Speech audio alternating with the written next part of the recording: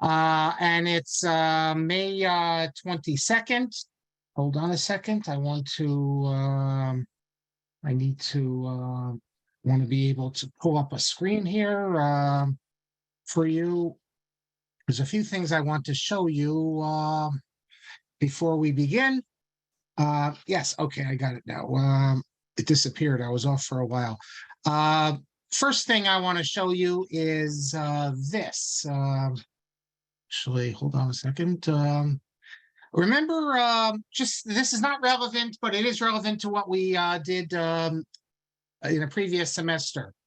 I showed you how these do-gooders want to get rid of these the sculptures, the anti-Semitic sculptures, and they tried this already last year, and the courts ruled that it could stay. This is an example of the Judenzoll, like the Jews are suckling a pig, and it's a terrible thing. Oops, let me shut that. It's obviously, but today it has no meaning. No one is offended by this. There's no one even going to church anymore in Germany, and no one would even know what this means. So the idea that you're going to take this away, this is the sort of thing that I show when I go on my trips, and I point out.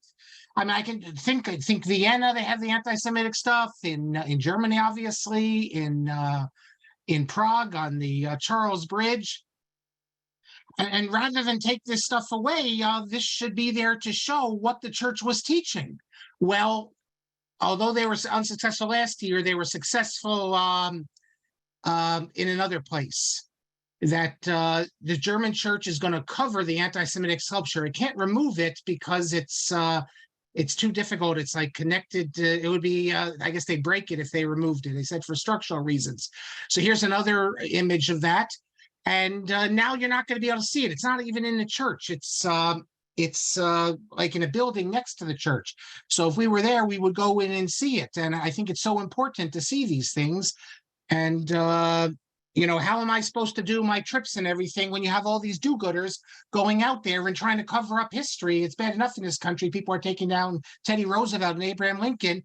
Now an important part of Jewish history is being removed, so people can't see it. I can't tell you how annoyed all this gets me. Incidentally, I said that we don't go in the churches. I'll tell you something interesting. That remember I raised the issue of you have churches in Spain that used to be shuls. So I wondered, well, why can't we go in there and see it? Just if someone came into your house, kicked you out, turned it into a church, you're going to say you can't go back into your house. So I told you that I raised this with Rabbi Yehuda Henkin. And he thought it was a good svara, but he didn't want to poskin. Well, there's another rabbi, well-known Talmud Chacham. Many people listening would know who he is. He's bringing a trip, maybe that right now.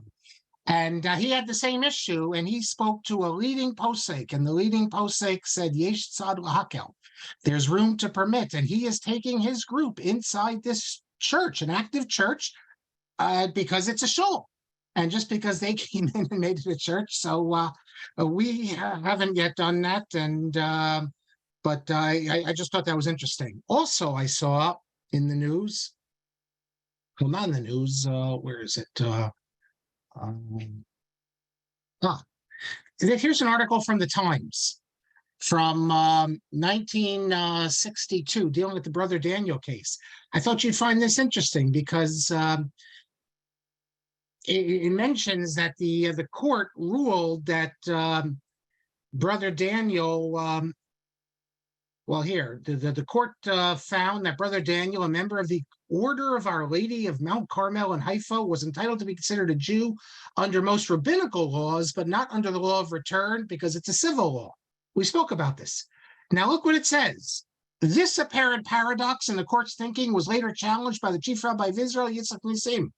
He said that, quote, a Jew who converts to another religion is no longer a Jew under rabbinical laws, except in certain instances where it is felt that a Jew might ostensibly have converted for reasons of expediency. That's the Rav's position. And I would love to see where he discusses this, Rav Nissim. But that's the Rav's position, as we saw. I want to thank Marc Smilowitz for emailing me. And I think Rabbi Kelman is going to be happy to hear this because Rabbi Marc Smilowitz was listening to the class, number 10, I think it is, the number 10, and he heard Rabbi Kelman mention, first I gave the idea, the Rav's idea of mechitza, how it's about loneliness, we're alone, we're supposed to be alone, we can approach God. That's the reason why men and women are separated, not necessarily mechitza, but separated. And then I pointed out that this is not the normal way we understand it, and we discussed this a little, and Rabbi Kelman said, well, this idea that you're supposed to stand alone and what does that have to do with family? And the Rav said, Rabbi Kelman said that he recalls the Rav saying that you're not supposed to sit next to your parents for that very reason. And we would like to find out. We weren't sure whether that was practical, whether the Rav did this. Rabbi Marc Smilowitz he has an article in the Last Tradition, and he was working with tapes of the Rav. And on page 169, he discusses the very notion we spoke about, that the idea that you're supposed to be lonely, prayer is about solitude. He says we fight against the family pew, because we want to isolate the individual from the family, at least for an hour or two, and to come to God alone, with no family, no wife, no children. And then he cites the Ramah. That is, the Rav cites the Ramah, who says that parents can't kiss their children in the synagogue. That's halachi. That's because you're supposed to be focused on God, not supposed to display emotion. A lot of people ask the question, what about, especially Sfardim, after they get an aliyah, everyone comes over and kisses them. That's not what it's referring to. That's allowed. Children, you're not supposed to kiss. Now, in the footnote, he points out that in the tape, the Rav presents this halacha as a prohibition for father and son to sit next to each other in shul. Exactly what Rabbi Kelman said he heard, something that for us must sound strange, because the whole idea is that we dafka want children next to their parents. And then he says, during the question and answer period, someone pressed him about this. He mentioned the Ramah, claiming that Ramah says you should not embrace a child or even pat his child, or even look at his child. To caress the child with a glance during prayer. So I would love to know if anyone from Boston could say, did the Rav sit with his son or not? Did he sit with his grandchildren? Because exactly what Rabbi Kelman thought he heard, we have the Rav on tape saying that father should not sit next to child, precisely because he has this whole notion that prayer is about solitude. And that's the whole idea of separation, men and women, not the sexual angle. That's secondary. It's the whole idea of solitude. And that's why, the whole question of, the sexual angle, that explains why, let's say, single people can't, or I guess other women can't sit there with men. But what about husband and wife? Let's say you're in a section, just husband and wife sit here, husband and wife sit there. For the Rav, it's still a problem, because prayer is about solitude. And husband is not even supposed to sit next to wife, also child. So thank you, Rabbi Marc Smilowitz, very much for that. I looked after the class last time. I happened to open up, I have a number of Sephardic Sidurim, and I really was incorrect in what I said, at least that they don't say Hallel with Rosh Chodesh, Hallel without a bracha. That is the case in Israel. And that's the case for a number of Sephardim. But I'm looking in my various Sephardic Sidurim, and there are indeed in Chutz La'aretz certain Sephardic communities that do make a bracha on it. So you always have to be careful when you make a blanket statement. Part of the problem is Chacham Avadia Yosef has established these rules, and when he says Sephardim don't make the bracha, he's saying that in his opinion they don't. And as far as I know, in Israel, no one does it. Even the Moroccans, I think, when they went to Israel, have fallen into line with this, although someone can correct me if I'm wrong. But it's more complicated, as is often the case, than Rav Avadia makes it out. I see I'm not going to be able to get to Rav Kook on ball playing, but I'll get to that maybe next class. I got the sources here. Let me put it aside. I do want to do one more thing, and that's more about cooking on Shabbos, because I got some great stuff sent to me. First, I looked online because I wanted to see if anyone talks about the Rav and heating up liquids, and there's a site called Miodea. I just Googled it. And someone says as follows. Now, you say, why do I have to quote these sources? You can ask the family. I don't know. Often the family doesn't like to speak about these sorts of things. Maybe the practices they have are not accepted today. But if it's online, it's public information. He says, this is someone writing, I was told by an old friend of Atara Tversky, the daughter of the Rav, that she also used to heat up soups on Shabbos. I don't know if this means that she was following the practice of her father or her husband. He asks, does anyone have any knowledge of the Rav's ruling in this area? And someone replies with a presentation, a halachic presentation, why it would be permitted to do it. That chicken soup, let's say, once it's cooked, it's already cooked. It's not like water that after you let it go back to room temperature, you heat it up again. He quotes an Eglei Tal. The idea that the prohibition to put soup on a blech is based on cooking, it's not a separate prohibition. And then the Ron, so you can read all this. But thank you, Eli, for calling attention to Rav Shechter in his Shirei Harav Gaon Rav Soloveitchik on Shabbos. On page 208, he discusses this matter. And first he says, Yesh Kula Gedola. He cites the Kula Gedola of that's the Ron, which is cited in the Ramah. And then he says, but the Ramah holds that if you let it be cold completely, which would be the case, obviously, you put in the fridge, then you can't put it back on. And he says that Nira Delesa, he says that there's another way of reading the Gemara, the sources, that's not the case. And then he gets into the question, what about a davar lach, a marak soup? And he says, yesh layin. Are you allowed to do this if you stand in Yamad Olav? If you stand there and make sure that it doesn't reach Yad Soledespo. And he goes through all the reasons why it is permissible. But then he says, he's quoting the Rav apparently, he says, V'kashalatir. Despite this, he said it's difficult to permit. But maybe the Rav was saying this for the students in the Shir, he didn't want them to, but we know that the Rav's mother did it. We see now that Atara Tversky did it. The Rav, though, was careful. How do I know he's careful? Why do I say this? Because Steve sent me something. It's a good historical document from the time that the Rav was alive, because he's listed at the top here.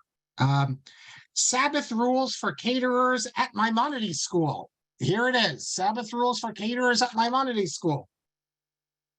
And he gives various rules, for example, that food and equipment cannot be brought to the school after sunset. Talks about how the flame must be covered with a metal covering before sunset, a blech. Then he says, quote, all the food that will be served warm must be on the stove covering before sunset. Then he said, following this, the food may be removed from the stove only after nightfall, Friday night.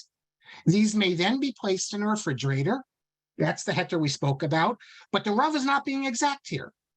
It says here that you can only remove it after nightfall, but we know it's not after nightfall, it's ben hashmashos.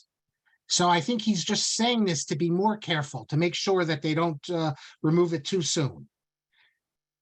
Number 6, it says, any solid foods, not liquid foods or gravy, may be removed from the refrigerator and placed on the stone covering, provided that points 3 and 4 were attended to. What we said, that's before what I mentioned, that it has to be on the stove before sunset, and it has to be taken off, ben hashmashos or after nightfall. Notice that he says here, no liquids. So you see that despite what the Rav's private practice might have been, when it came to for the tzibur, he was careful and he didn't permit that. Whether that's because that's more of a kula, or whether because he's afraid that the people are not going to be careful and it's going to reach Yad Soledespo, the liquid, I'm not sure, but that's what he says. In Maimonides, you weren't allowed to take out the liquid. Now, notice he only mentions about putting it on a blech, but I told you that the halach, he held the same thing about an oven. And oven does create other issues, but I saw that Rav Yitzchak Yosef and the Yalkut Yosef holds that the way we have with our ovens, he holds that an oven's no different than a stove, a blech. You could take it, just like you can be machzer be chozer it, put it on a blech. You could put it in put it in an oven. He holds, of course, Rav Yitzchak Yosef, that you have to have all the restrictions about chazar, holding it, etc. But the important point I'm mentioning is that he has this idea that an oven is no different than the stove top, with the blech. So that would be the same for the Rav also held about the oven, the same thing. So thank you all for mentioning this to me, mentioning what you sent me. And now we pick up very interesting things. And I see already some good comments. I'll get to them at the end. Responding to my question about from those who I guess davened with the Rav and the family was there. But now I'm introducing you to Meir Kahane. Just came out of Meir Kahane by Shaul Magid. If you leave aside Shaul Magid's politics for a minute, very, very much on the left, which comes through in the book, I have to say that the book is quite an interesting read. He puts Kahane in the context of the 1960s and the Black Power movement and liberalism versus radicalism. It's quite an interesting read. I don't think I don't want to go through who Meir Kahane was. The young people might not know that much about him, but you could look it up. People my age and older obviously know who Meir Kahane was.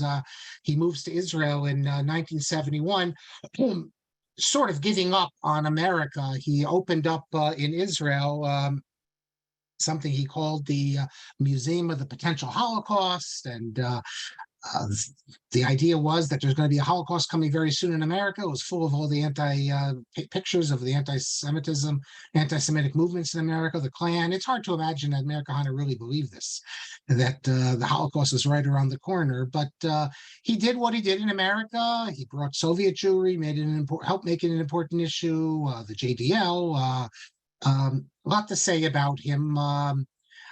He goes to Israel. Then he gets into politics. His party is banned from running.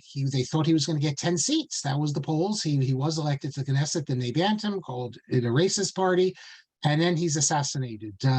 He actually, in America, in 1990, he's assassinated as 1990, November, as I recall. Let me get the exact date. This is important for a minute. I'll tell you why it's important. Yes, he's assassinated in New York, November of 1990. So why do I say this is of importance, of interest? Well, let me show you something here. Let me get back here. The last public talk he gave before he was assassinated. He did then speak the night he was assassinated, he spoke, but aside from that, and I don't know if that was a public talk for anyone, but leaving that aside, his last public talk before he was assassinated was on October 31, 1990, and he was assassinated November 5th. Now, this was at Brandeis University. I spoke about this in the past in the classes on my latest book, but for those who weren't with us, just let me briefly summarize it. Meir Kahane loved coming to Brandeis because Brandeis, in his eyes, was the classic example of American assimilation. Liberal Jews who were interested in every progressive and liberal cause under the sun, but not about Jewish values. That is, Kahane would say Jewish values in quotes. So going to Brandeis was like going into the lion's den. So he came to Brandeis on October 31st, 1990. He gave, I encourage everyone to watch it. It's an hour and a half talk. It's almost all of it. It's like the last couple minutes, it's not included. In there, you see, incidentally, Rabbi Marc Gopin from the Gopin family getting up and screaming at him. It's quite interesting. And anyone who's never heard Meir Kahane from the younger generation, you get him in his full glory here, what he believed and everything, his sense of humor and his sharpness, you get it right here. If you're only going to watch one video, in fact, I would say you can watch this video. He's not only speaking to Jews, he's speaking to non-Jews. Look who put it online. I put the video online, as you can see, M. Shapiro. I have another YouTube account, Marc Shapiro. So I'm not a Kahanist by any means. Those who've been listening know that. However, I'm also not a believer in censorship, and I think it's important to put it on. And it was a public event, and some people are no doubt very upset. How could I give him publicity? How could I spread it? That's not my way. We put it up there, let everyone listen to it, and now, granted, now people watch and they say, wow, he was right. I'm stunned how right he was. So you have, but the point, that's not my concern. I also put up another video of his where he debated with Rabbi Albert Axelrod at Brandeis 5 years before. Give credit to Rabbi Axelrod for debating with him. And you can watch that debate as well. And for those who are upset with me putting it up, maybe this will remove some of your being upset. On the same channel, I put up this tape. I found on YU Torah Yiddish talk of the Rav, the role of the rabbi, and it's impossible to hear. So I found online a way that you can take an audio and you can increase it, and now it's a beautiful sound. Just go to YouTube and plug in Soloveitchik, role of the rabbi. That's a famous picture here. That's Rav Schechter right there, and now you can hear it perfectly. How did I get the picture? I'm hardly tech savvy. I looked online and it explained to me how you can put a YouTube video up with a picture, and it turned out perfectly. Okay, so getting back to the story. I think this is what we need. Yes, okay. So I'm involved with this blog called the Sfarim blog, and there's an author named Jacob Sasson, and first of all, you have archives in Israel. One of the greatest archives is the Rav Herzog archive. I went through the Rav Herzog archive when it was in Heichal Shlomo, and I found all sorts of important material. I published Rav Herzog's letter dealing with the Zohar, as an appendix to my essay on is there an obligation to believe the Zohar is written by Rashbi. I have all sorts of other stuff from Rav Herzog, not all of which has been put online. And then I'm going to be publishing another letter from Rav Herzog. So I was sitting on this stuff, and it's really great stuff. I go back to Heichal Shlomo about 5 years ago, 6 years ago, because every time I went to Israel, I went to Heichal Shlomo to look through archives, and they told me that the stuff's not here. It's been sent away for digitizing. Who knows how long that's going to take? I thought it might be 20 years, but fortunately, Israel's bureaucracy, at least in this respect, is quite good. And they're putting things on. There's millions of documents online now, and within a couple of years, they put on hundreds of files of Rav Herzog.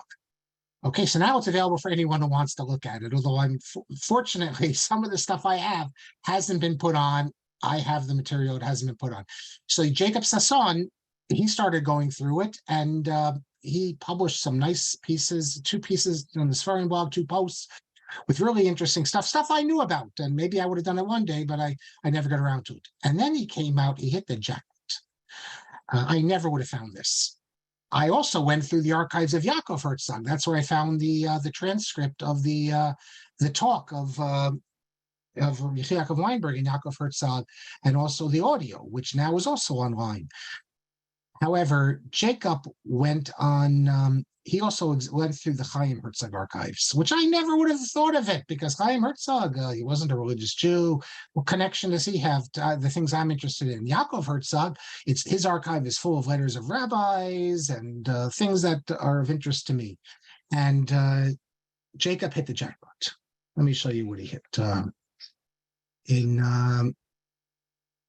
This is taking us back to 2018. Like it says here, 4 comments. There were hundreds of comments. They redid the blog under a new format, and all the old comments were lost. So unfortunately. So what did he find? One of the things he found was as follows. This letter. Here, you can see it. On Yeshiva University stationery. A letter from the Rav to Meir Kahane. And this was heard around the world. We knew, this was dynamite. That no one knew about this letter, And not only did no one know about it, wait till you see what the Rav said in the letter. Again, when this appeared, people were talking about it all over the world. I believe this is the most popular post ever on the Sfarim blog in terms of uh, readership, because it was sent out to, well, either this or my attack on Art Scroll for censoring the Rashbam, the Mikros Gedolos, one of the two. But this reached people who are not interested in Sfarim. It even reaches, as we'll see, Yitzhak Herzog, Nasi HaMedina, at present, as I'll show you. But so here you have this on Yeshiva University stationery, or is it Yeshiva University stationery? That's going to be one of the interesting points. This is not Yeshiva University stationery. This is internal document, like internal stationery. So let me tell you what this letter says. And then we'll see why the conclusion is, which I totally share, that this is a forgery. It begins, Be'ezrat Shor Yisrael V'Go'alo. Okay, Tu B'Av, Parshas Ekev, so we're talking summertime, Tafshin Mem Daled, 1983. 1984. It's addressed to the Nasi, Chaim Herzog, son of my friend, the great Gaon, or Yitzhak Isaac Herzog. He says as follows: you certainly know the great ties, the close ties between me and your father, and with the entire. He says, it should say Mikol Mishpacha.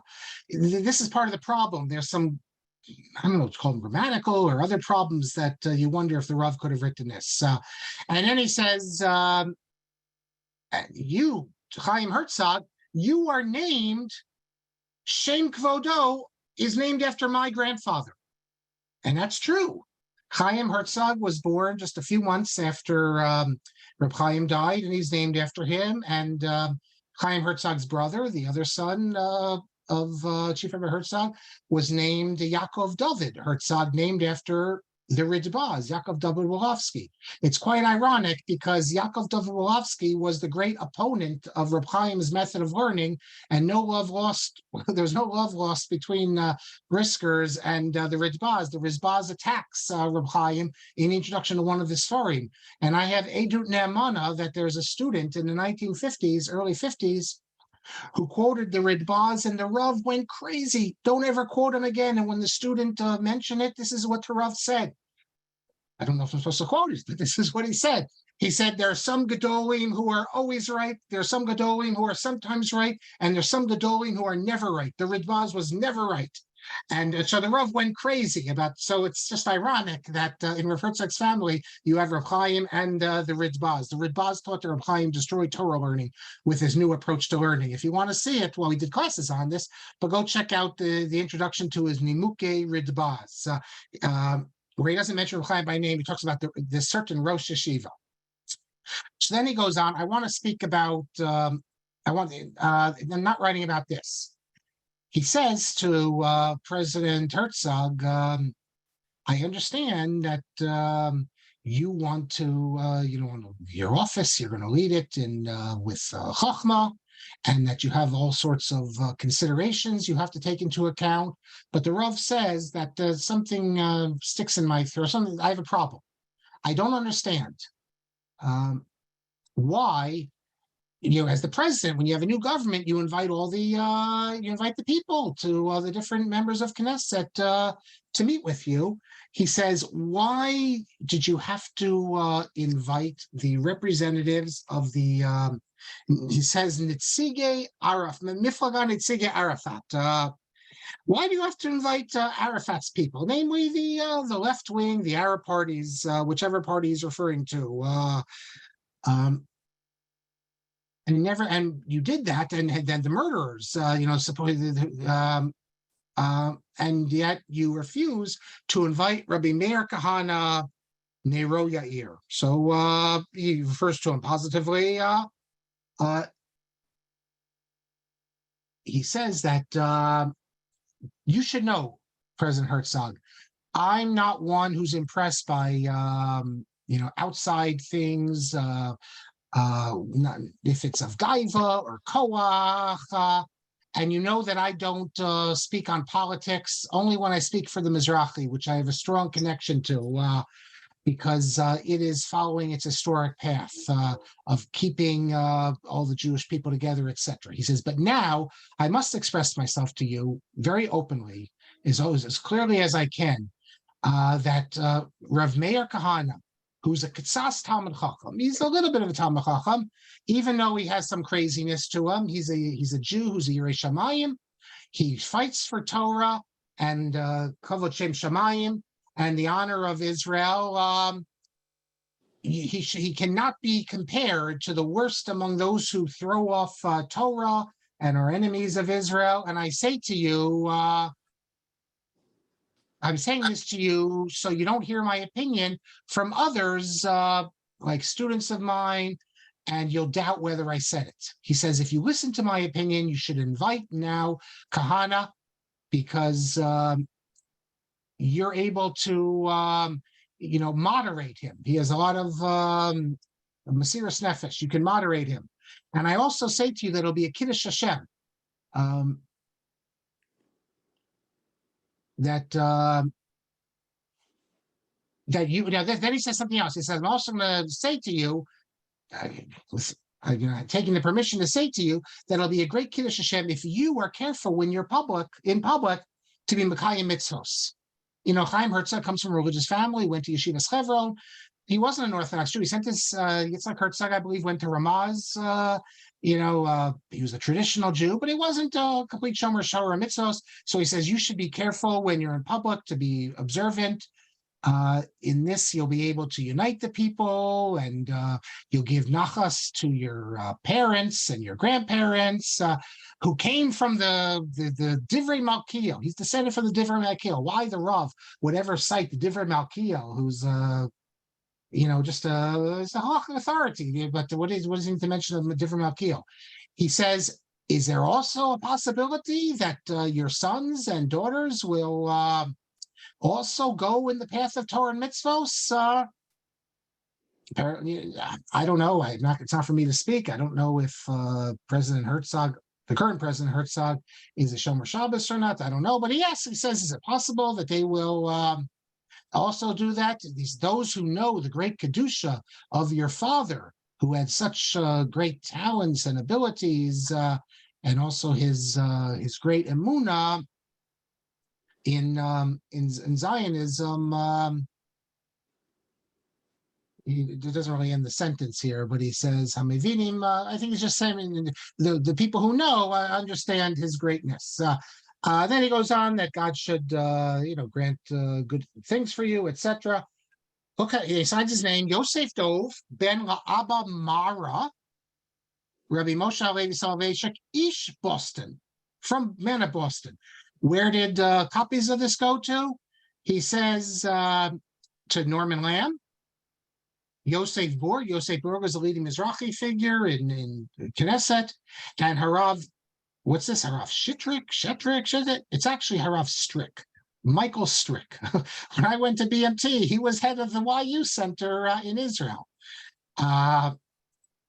Okay, so this comes out, and the whole world is shaking that because.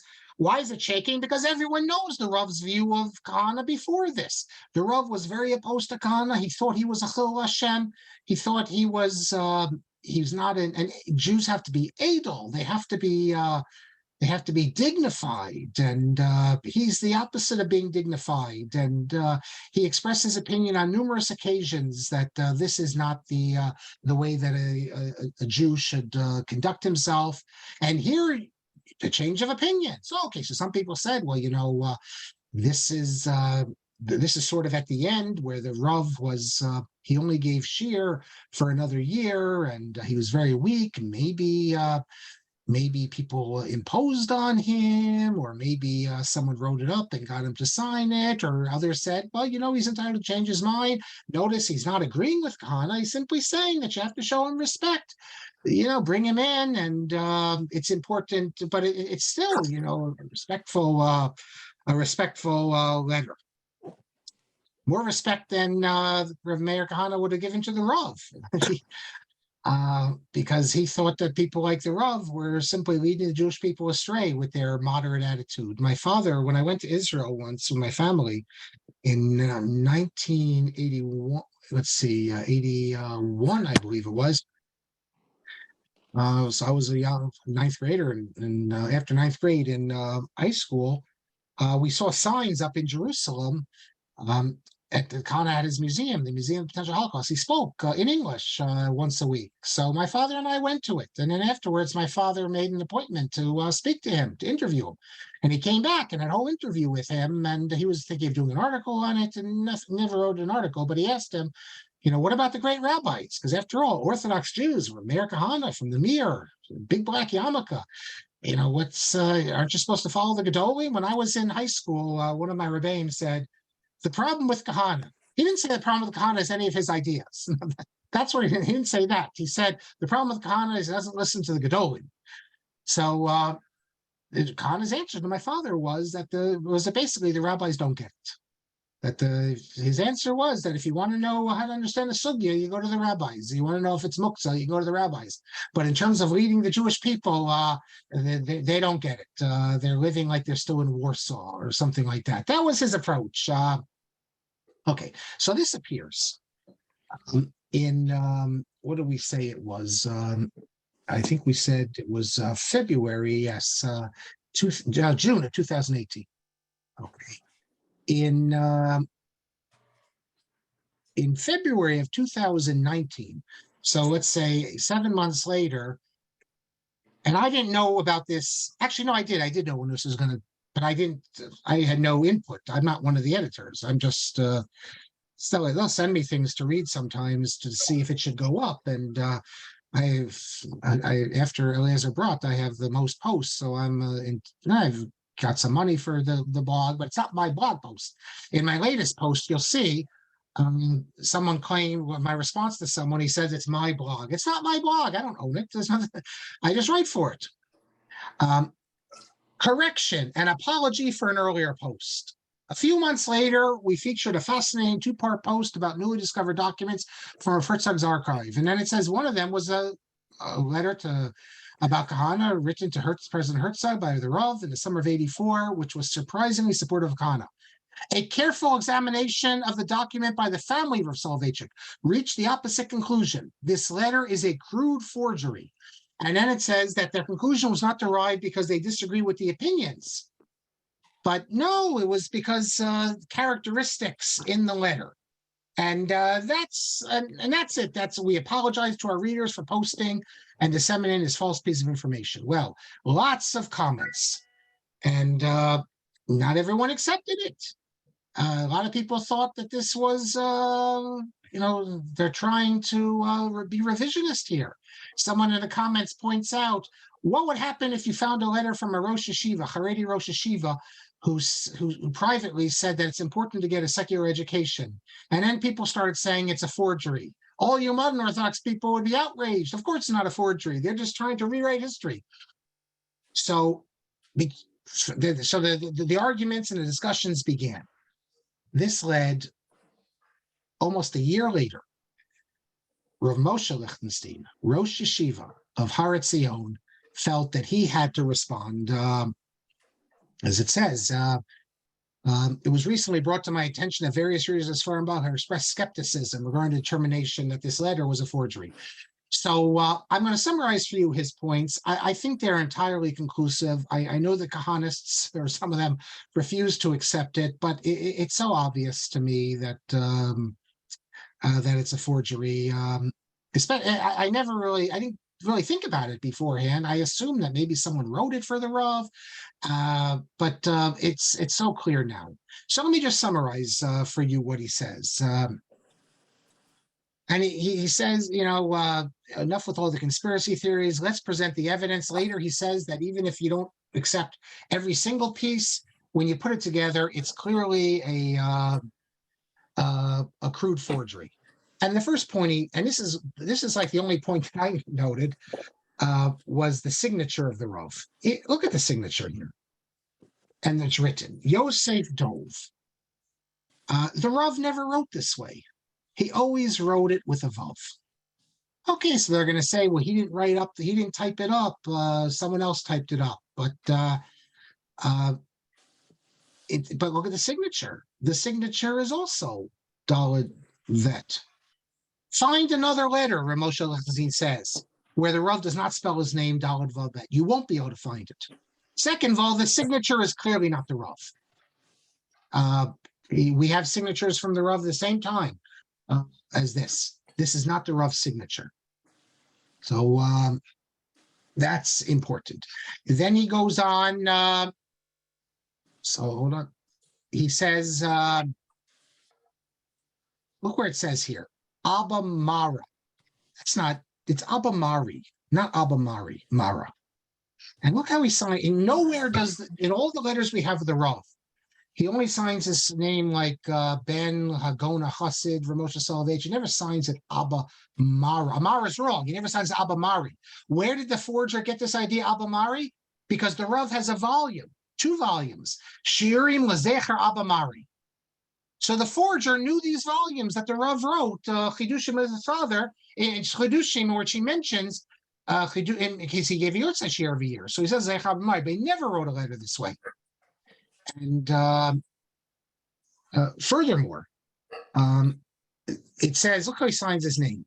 Oh, incidentally, and when he wrote to people, we already read this whole semester, we've been reading letters. He wrote to political figures. He never signs it. He just signs it. Yosef Dov Soloveitchik. He never signs it. Yosef Dov Soloveitchik, Ben Hagon, or something. Those are rabbinic type of letters, not the political figures. Then Moshe Soloveitchik points out, and he gives examples. You can read this. This is the best one, though. He says, look at this here. He says, Ish Boston.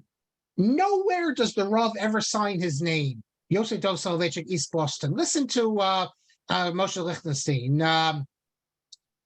He was not Paul Revere, and apparently did not consider Ish Boston to be a defining characteristic. In other words, there's no letters ever where he signs off Ish Boston. There wasn't. Then he continues. He says, well, look, this is not stationary even. The Rav, every one of his letters, he never writes letters on YU stationary. Kal v'chomer, this isn't YU stationary. All the letters we have of the Rav, and we have many, many letters, they're all on his own stationary. And this is, as I said, this someone working in YU or had access to it, got a hold of the inter-office stationery and typed this up. No doubt about that. Then he goes on, he talks about the signature, and signatures are important. He speaks about signatures, you have Kiyum Shtaros. So he gives example of that. We don't need to get into that. You can see that. He talks about the stationery. What's the Rav doing, copying? Okay, you say copies Dr. Lamb, Yosef Bor. Well, copy Michael Strick at YU. What's Michael Strick have to do with anything? Rabbi Lichtenstein says he didn't even know who Michael Strick was. He's someone who worked in the office in Israel and YU. It's the whole thing makes no sense. And then this is the weakest, I think, but you don't need this. He says he never signed Ezra Tzur Yisrael V'Golo, which is true. He didn't sign it. But then Rav Lichtenstein goes into the point that the Rav would never use this phrase because the Rav, as he says, was opposed to 3 elements of religious Zionism that he encountered in it with Israeli religious Zionism. The first was that Jewish nationalism and its political expression have the highest religious value. The second was the perspective that viewed the establishment of the state as highly significant stages in the redemption. He called this, he thought that this was excessive value to the point of glorification and deification, and he viewed it as delusional. So I don't know, since can't you still say Tzur Yisrael V'Golo, even if you don't believe in messianic type Zionism? But he thinks not. He thinks the Rav would never sign a letter to Ezra. You say Ezra Sakar Hashem or something, but not Tzur Yisrael V'Golo. I find that a little weak. Look, the Rav never did, but I don't think you can use that expression and have it in an eschatological sense. In the messianic sense, doesn't have to mean that you're in the present. He's not saying that Medina Yisrael, Reishi Smichas Kulasenu or anything. And he goes on and he was very distant from historical appraisal that Soda Gula is imminent. So anyone who's interested in the Rav's view about Zionism, you can read Rabbi Moshe Lichtenstein. The Rav was afraid, he says, was objected to changes in liturgical and halachic settings. That's why he didn't like the term Israel. He referred to Eretz Yisrael. Rabbi Moshe Lichtenstein says that even wearing a white shirt on Shabbos rather than a suit would annoy him because he saw it as an anti-Golet sentiment. He says, I can attest firsthand. I spent time with my grandfather as a wide-eyed 17-year-old youth. And he says, I often expressed my Zionism in front of the Rav, and he would get angry at me and or annoyed with me, I should say. Okay, so this is a side point, though, because I think if you say Ezra Tzur Yisrael v'Go'alo, that doesn't really affect Zionism per se. But then he goes on that the Rav would never write to a person like Herzog and criticize his level of observance, to speak about his children. Anyone who knows the Rav, he wouldn't, especially in an important letter like this, where he's asking Herzog to do something, he wouldn't say to him, it would be better if you publicly would be a Shomer Shabbos, and I hope your children are a Shomer Shabbos.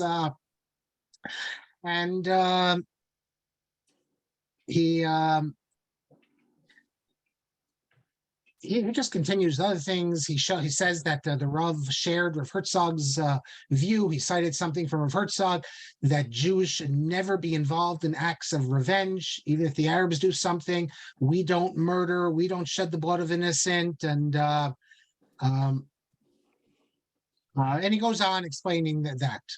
The funny thing is that this is what's interesting as well, is that Herzog, he gets the letter, and what does he do? He sends a reply to the Rav. And here's the reply of the letter. Did the Rav ever get this reply? We don't know. Maybe the Rav got it. He didn't know what he's talking about. Maybe it was intercepted. Someone has speculated that there's people who had access to the Rav's mail. But this is what Chaim Herzog says to the Rav, with a also had a copy going to Borg. He says, I received your letter. This is in the Herzog archives. And he says, I thought long and hard before I decided not to invite Kahane. And let me explain to you why. But he addresses Rav Soloveitchik as Maran, Rav Yosef Dov, Rav Moshe Soloveitchik, Shlita, Rosh Yeshiva University. He says that Kahane is saying terrible things about the Arabs, who are 17% of our citizens, the majority of whom, Rubam Kukuam, the overall majority of whom observe all laws. They're not terrorists or anything like that.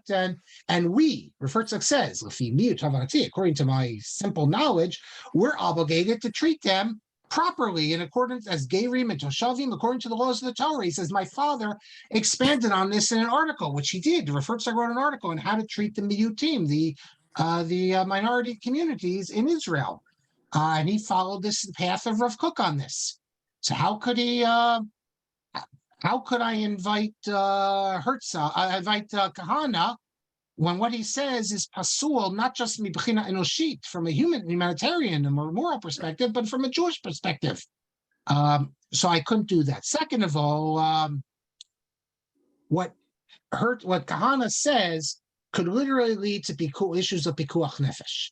You have Jews who live in the Arab world. Not to mention the fact, I would add, that you don't have to live in the Arab world. You can this can encourage terrorism against Jews who live wherever they are. I think of all the attacks in France and in America, about England, also obviously in Israel, of people who were practicing jihad. He says that when I was considering whether to invite him, Kahane, before I even made my decision, threatened me that if I don't invite him, he's going to come with force, break into the house of the Nasi. He says, I can, be mochel on my personal kavod. I can't be mochel on the kavod of the presidency of Israel. And he says, nevertheless, even though I said I will not invite Kahane, I left open a door for him to do tshuva. And I said that if he retracts all of his statements and threats, I will reconsider my opinion. He says, so I hope that I've clarified to you my position. And he says that bringing his Girsa V'Yankusa as a youth, I guess, a Torah scholar, that we should fulfill what it says, all your children will be learned of God, V'rav Shalom Banayach, etc., etc. And I give you a bless you for the new year. I don't think there's any question. No question in my mind whatsoever. Rabbi Moshe Lichtenstein is absolutely correct. It's a forgery. I found online an article in Makor Rishon. Did Rav Soloveitchik defend Kahane? And this is after Rabbi Moshe Lichtenstein. So here you have quotes from Rabbi Rekefet, from Michal Ben Ari, who's a Kahanist, who says he thinks Rav Soloveitchik wrote it. What does he know? What does Michal Ben Ari know? What does he? But then what I think is interesting, they quote Rav Katriel Brander, that's Kenny Brander, who says that Rabbi Soloveitchik never would have used this stationery. He didn't write letters, from the Yeshiva University stationery. And then he quotes President Herzog. He quotes Nachman Kahane, the author of the Mei Menuchos on Tosos, the brother of Meir Kahane, who says, I never heard this, and I'm certain it's forged. He says that it's not reasonable that Rav Soloveitchik would write this way to Kahane. And he says that, me and my brother, we learned together in Chavrusa, but I came to Israel before him, and he changed. He wasn't the same yeshiva bacher I knew, or maybe I changed. So the brother says that, and the brother, by the way, is not some Haredi. He lives in the old city. I mean, he's not. He has right-wing views. He used to teach at BMT when I was there, but he does not. He thinks it's a forgery. And then finally, they quote Yitzhak Herzog, current president of the state of Israel, who at the time was the head of the Sochnut, that. He really just speaks about why my father, under no circumstances, could ever have invited Kahane, because his whole life was about opposition to racism and discrimination and things like that. So that is the letter, the so-called letter to Kahane, which I hope you find interesting. I think we can establish, often you have documents that come out and there's debate about them. But then it reaches a point where you can establish either they're authentic or they're not authentic. Sometimes you'll conclude they are, and other times you're not. When the Dead Sea Scrolls came out, you had this eccentric genius in Philadelphia, Solomon Zeitlin, who wrote tens and tens of articles with all sorts of brilliance arguing that they're a forgery. And of course, they're not a forgery. So his articles are still of antiquarian interest, and also he'll point out things. He'll say, for instance, that such a word would never appear in the Second Temple times, but now we know that it would appear. So he calls our attention to some things.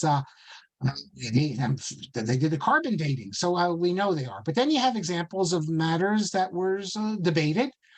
At the time, it was realistic to assume that it was either authentic or a forgery, but then it's proven to be a forgery, and no one can look back at it anymore and take it seriously. Lots of examples. Josephus's reference to Jesus, since we mentioned Second Temple times, everyone knows today that's a forgery. There's all sorts of examples of documents. The Kherson archives, Chabad people will excuse me for saying that, the so-called phony letters from the Baal Shem Tov, the letters published by Chaim Bloch, Gedolei Yisrael, letters of all the Gedolim against Zionism. I mean, everyone knows that certain things are forgeries. And this letter has to go down as a forgery. So when you write, what? The protocols of the elders design. I don't know if they ever were thought to be authentic. I mean, did anyone ever think the protocols of the elders design were authentic? Although Chaim Bloch, he's caused such problems in his books. He's citing things from Disraeli and all that. We know it's now forged, and yet people use his material. So I think when you write the history of the Rav, you will regard this as a complete forgery, no questions about it. Some troublemaker was interested. I could have gone into more detail, but I think enough. We can leave it as is. We have 5 more minutes, so let me introduce you. So now we've completed originally what I intended to do. That is the letters that I published, the letter that Shapiro didn't publish, and then David Eisen asked me to speak about the Meir Kahane letter. Then I was asked, and I shall do this, although I will not be here the next 2 weeks. I'll miss you all, but I'll not be here the next 2 weeks. 3 weeks, I'll be back in Eretz Hashem, and then we'll have a few classes in June, and then we'll break for the summer. Probably need 5 or 6, maybe even a little more, 7, 8, who knows? We never know.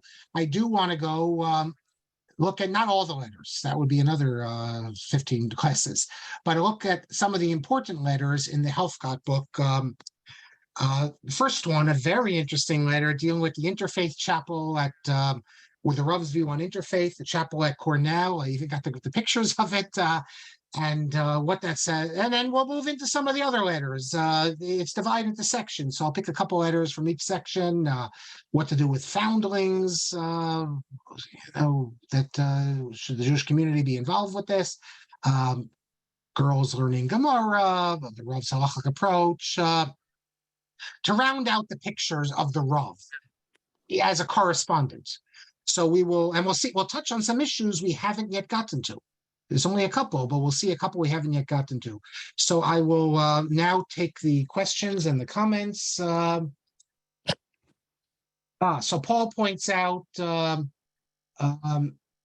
the late lamented, brilliant Israeli Oxford scholar, Dr. Isaiah Yishai Shachar, who I have to confess, Paul, I never heard of, who died in the mid-1980s at the early age of 42. His PhD thesis was on these images of the Jews suckling the pig. I did not know about that, but I would be not Oxford, London. You're saying, okay? I'd be very annoyed if I go there and it's covered up. That's all I'm saying.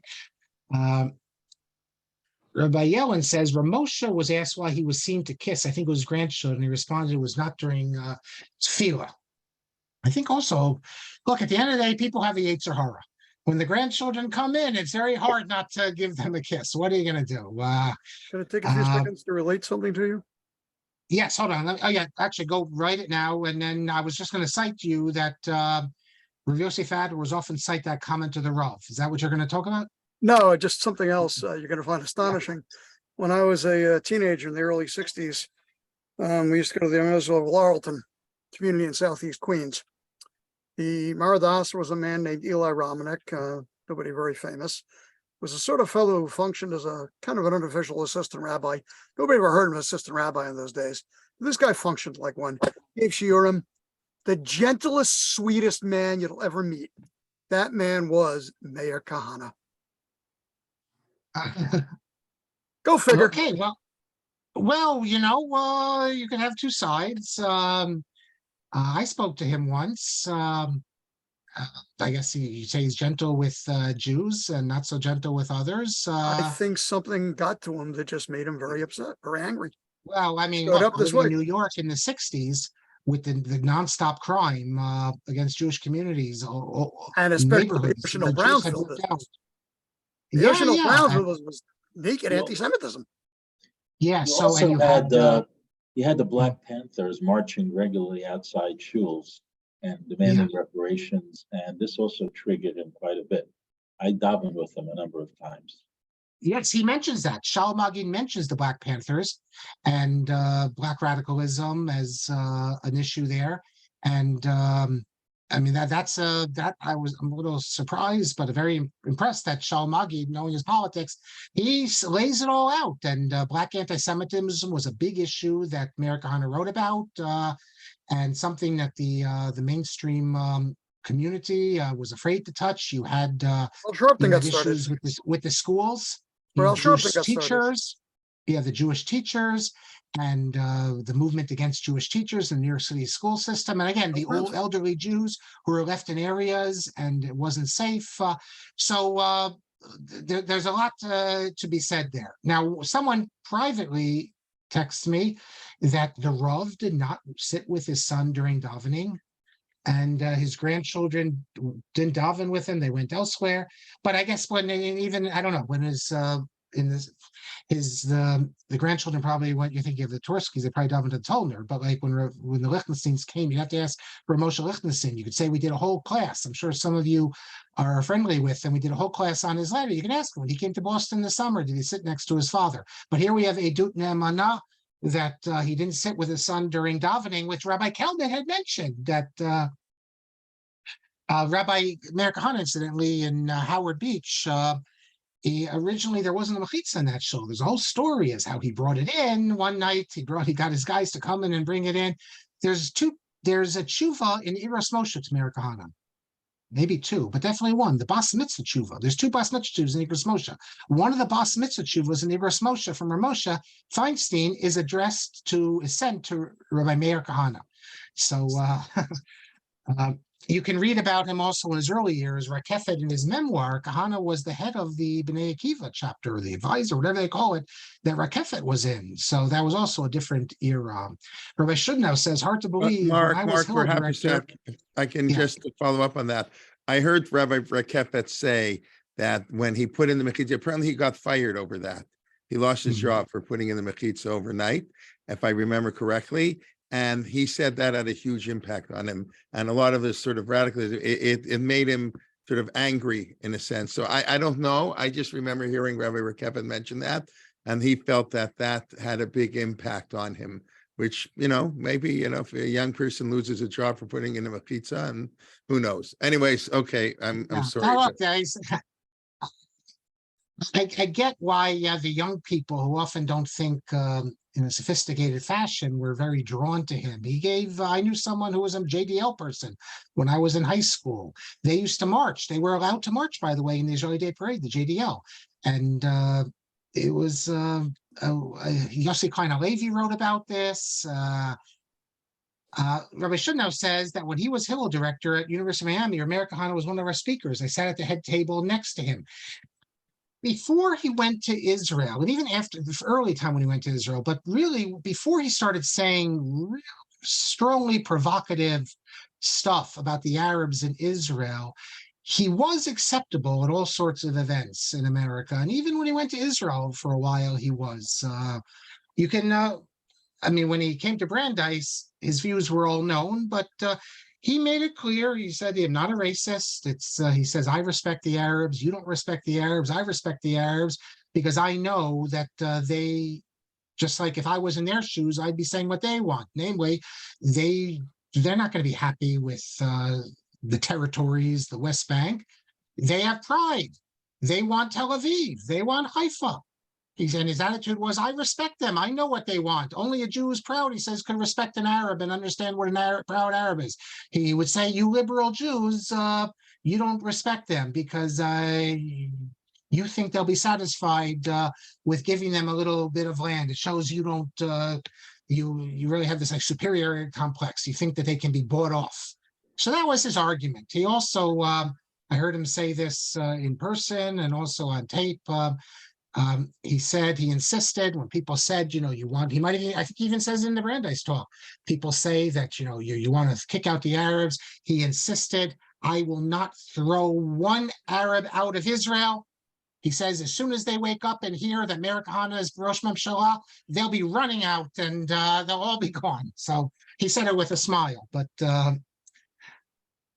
yes, Rabbi Kelman points out that Rav Yaakov Herzog served as ambassador to Canada. We spoke a good deal about him, the Renaissance man that he was. I showed you how he published a commentary in English translation of Tractate Brachos. Paul says that Chaim Herzog was not orthodox in the current understanding, but he was meticulous in certain areas, including kashrut. My late wife, who worked in Beit Hanassi, was responsible for arranging kosher food for him on his overseas tours, including the UK, Buckingham Palace. That is very interesting, Paul. Thank you for calling that to our attention. I would have had no idea about this at all. They brought in kosher meat and chickens for him. Very nice. And he did study in Hebron. Chaim Herzog is one of the people that the Hebron Yeshiva can't take credit for because they don't want to take credit for people who didn't turn out the way they like. But that's, I knew he was always very traditional, Masoreti, and my sense is his son is as well. My understanding is the current president is Shomer Shabbat. He was in Ramaz. He, as you mentioned before, he did go to Ramaz, and one of his classmates is my son-in-law's aunt. And we were talking a few months ago. She remembers him very well from school in Ramaz, and I believe he is a Shomer Shabbat, as far as I know. Yeah.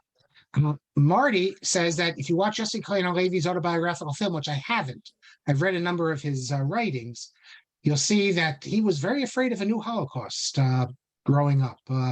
And you, Marty, says you're waiting for someone to follow up on the Wall Street Journal's revelation a few weeks ago that Jeffrey Epstein arranged for a meeting between Ehud Barak and Noam Chomsky, big anti-Semitic activist. Okay, not really relevant to what we're doing, but yes, I saw that also, and I can't figure out what that is about at all. Noam Chomsky is a big problem. His father was Zev Chomsky of Boston Hebrew College, a great Hebraist. Everything good in what it meant to be a Jew. How Chomsky, I guess I'm sure there's a lot of Freudian stuff here, how the son was just the opposite. Avi says, are there any other letters we have from the Rav that are typed? Aren't they usually written in longhand? No, we have typed letters as well. And we have typed letters, although the typed letters I have are typed up after the Rav wrote it, someone typed it up. I'm trying to think, we have some letters though. So for instance, since you ask, I will show you here in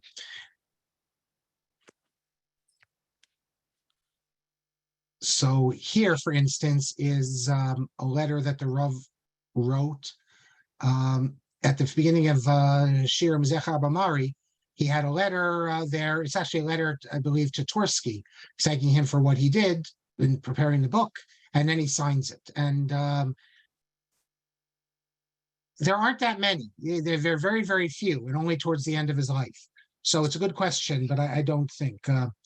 What was the intention, Yana says, of the forgers? I think the intention was so that Orthodox Jews can see that the Rav thought that Kahane was kosher. They weren't brazen enough to say that the Rav is a fan of Kahane, but saying that Kahane, there's some problems, but he's basically kosher. He's a Yiras Shamayim. We have to bring him close. Part of the community that koshers Kahane for Talmidim of the Rav, for modern Orthodoxy.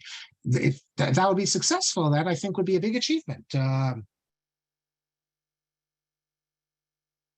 And Moshe Dayan was also saying that. Okay, I didn't know if it was today. Maybe Netanyahu would bring him in. It's things have changed. And finally, someone privately says that the Rav sat in his own stender.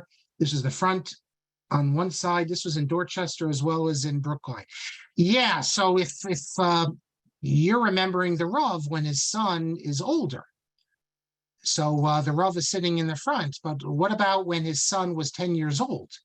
Rabbis who sit in the front with the stender also have their young children. When their son's a teenager, you don't have an 18-year-old sitting up in the front of the shul with the father, the rabbi. But usually you'll have, let's say, an 8-year-old, a 10-year-old. I wonder if when his son was before bar mitzvah, if he'd be sitting next to him. And also, then I think you have to weigh things. On the one hand, the Rav speaks about solitude and all this, but on the other hand, there's also chinuch habonim. I would think that chinuch of your son overrides this idea of solitude. So maybe when your son is still young and you're teaching him, trying to make sure they're not talking and all that, then you sit next to them. But when your son's 18, 20, he doesn't need to sit next to you. I mean, I know it's nice. You always want to sit next to your father in shul. We think it's a very big deal. But then there's no real chinuch element anymore. It's just about an emotional tie and a connection. So that could be the difference. Okay, thank you. Someone says, Moshe Dayan said, don't get angry with the Arabs. He didn't say bow to their anger, but respect it. Yeah, you can listen to Kahane. He always said that I'm the only one who respects them because I take it seriously what they say. But the Rav, the Kitzer, to sum it up, the Rav thought the Kahane was a Chil Hashem. He thought he was a Chil Hashem. Now, you don't have to agree with this, and there's Talmidim, the Rav, who don't agree with it, but the Rav thought that this was a Chil Hashem, both because of what he was saying, but also because of how Jews how he was acting. The Jews are supposed to be level-headed, sophisticated, dignified, and not be rabble-rousers. That's the Rav's position. Others disagreed. Mordechai Eliyahu went to Meir Kahane's funeral and had a very different view of him. Okay, Rabbi Kelman. Okay, thank you. So we'll see you in a few weeks. Please God, tomorrow, Dr. Sokolow and Moshe Shulman. And then because of Shavuos this week, of course, we won't have a Parshir in my Siddur class, but I will be giving, instead of my Siddur class on Friday morning, I'll give them Wednesday morning, 9:15, 15 minutes earlier, a class on Shavuot. So not to. Okay, let me just say one thing, Rabbi Kelman, because someone asked, the question remains, what did the Rav feel when he received Herzog's letter? The okay. Shamoshim, the family, no, he didn't receive the letter. They're pretty sure about that because he's never commented about it. No one knew about it. It seems that the letter was intercepted. So if you want to use that knowledge and figure out who was able to, Rakefet thinks it's like, he thinks he knows who it is, but he's not going to say, remember the letter would have gone to YU. Different people had access to the Rav's stuff. Look, the Rav's tapes disappeared. Lots of tapes of the Rav disappeared.